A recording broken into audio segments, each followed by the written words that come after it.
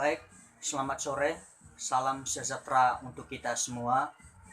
Perkenalkan, nama saya Firsabat Putra Laya, NIM 1907011130, jurusan Hukum, semester 5 dari Universitas Muhammadiyah Riau. Pada saat ini saya akan membahas atau menjelaskan Undang-Undang Nomor 39 Tahun 1999 tentang hak asasi manusia. Baik, yang pertama ataupun pembahasan yang pertama yaitu tentang pelanggaran hak asasi manusia. Di sini saya akan menjelaskan Undang-Undang Nomor 31 Tahun 1999 tentang hak asasi manusia yang terdapat pada pasal 1 angka 6 nomor 39 tahun 1999, yaitu tentang pelanggaran hak asasi manusia. Apa itu pelanggaran hak asasi manusia? Pelanggaran HAM itu sendiri adalah setiap perkataan seseorang ataupun kelompok, termasuk aparat negara, baik disengaja maupun tidak disengaja, yang mana mengurangi, menghalangi, membatasi, dan atau mencabut hak asasi manusia seseorang atau kelompok orang yang tidak mendapatkan atau dikhawatirkan tidak akan memperoleh penyelesaian hukum secara adil dan benar berdasarkan mekanisme yang berlaku. Yang kedua adalah pembahasan pengertian tentang hak asasi manusia.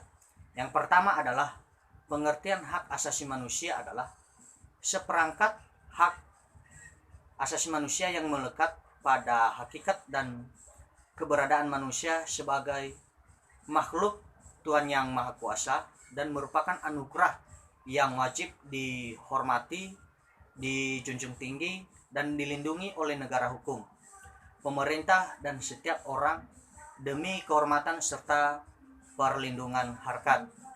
Yang kedua adalah kewajiban dasar manusia adalah seperangkat kewajiban yang apabila hak asasi manusia dilaksanakan tidak memungkinkan pelaksanaannya dan tegaknya hak asasi manusia. Yang ketiga, diskriminasi. Diskriminasi adalah setiap pembatasan, pelecehan, atau pengucilan yang langsung ataupun tidak langsung yang didasarkan pada pembedaan manusia atau dasar agama, suku, ras, etnis, kelompok, maupun golongan status sosial. Yang ketiga adalah ataupun pembahasan yang ketiga yaitu macam-macam hak asasi manusia.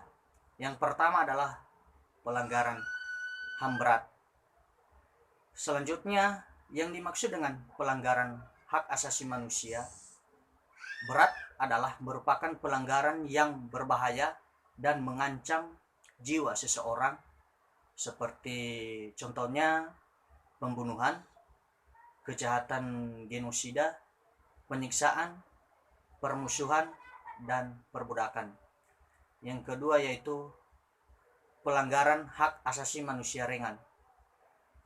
Yang dimaksud dengan pelanggaran hak asasi manusia ringan merupakan pelanggaran yang tidak mengancam keselamatan jiwa seseorang, namun dapat berbahaya apabila tidak bisa ditanggulangi. Contohnya seperti melakukan penganiayaan, melakukan segala bentuk pemukulan, dan menghalangi jalannya seseorang untuk memberikan suatu aspirasi. Pembahasan yang keempat yaitu faktor didirikannya hak asasi manusia. Ada dua faktor mengapa didirikannya hak asasi manusia itu sendiri, yaitu yang pertama adalah faktor internal. Faktor internal adalah yang disebabkan oleh pelaku itu sendiri, dan faktor yang kedua yaitu faktor eksternal adalah yang disebabkan oleh keluarga, teman, sahabat, kerabat, dan lingkungan.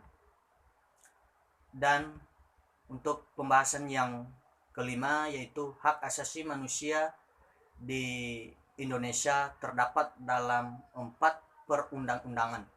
Yang pertama adalah Pancasila. Pancasila yaitu pengungkapan harkat dan martabat manusia sebagai makhluk Tuhan yang Maha Kuasa, selalu bekerja sama dan selalu menghormati antar sesama serta mengakui adanya persamaan derajat manusia. Yang kedua yaitu Undang-Undang Dasar 1945 adalah dalam pernyataannya kemerdekaan adalah hak segala bangsa, dan oleh sebab itu maka penjajahan di atas dunia harus dihapuskan karena tidak sesuai dengan pri kemanusiaan dan pri keadilan. Dan dalam pernyataan ini harapan yang ingin dicapai oleh seluruh negara yang ada di dunia.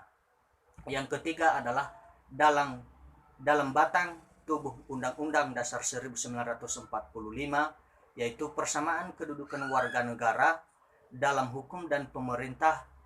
Terdapat pula dalam pasal 20 ayat 1 yang menyatakan adalah kemerdekaan bersikap berkumpul. Pasal 27 hak untuk memperoleh pendidikan dan pengajaran. Terdapat pasal 31 ayat 1. Yang keempat yaitu Undang-Undang Nomor 39 tahun 1999 yaitu semua orang mempunyai hak dan kewajiban untuk menghormati hak asasi manusia orang lain secara timbal balik. Dan selanjutnya berdasarkan Undang-Undang Republik Indonesia Nomor 39 tahun 1999 dalam bab 3 tentang ketentuan hak asasi manusia dan kebebasan terdapat beberapa hak di dalamnya, yaitu yang pertama adalah hak untuk hidup, yang kedua hak untuk berkeluarga dan melanjutkan keturunan, yang ketiga hak memperoleh keadilan, yang keempat hak atas kebebasan pribadi, yang kelima hak atas dapat rasa aman, yang keenam hak atas kesejahteraan, yang ketujuh hak ikut serta dalam pemerintahan, yang terakhir atau yang kedelapan adalah hak wanita dan hak untuk anak. Mungkin itu saja penjelasan ataupun pembahasan mengenai Undang-Undang Nomor 39 tahun 1999 tentang hak asasi manusia. Semoga apa yang sudah saya sampaikan bisa dapat bermanfaat bagi semua orang. Terima kasih. Selamat sore.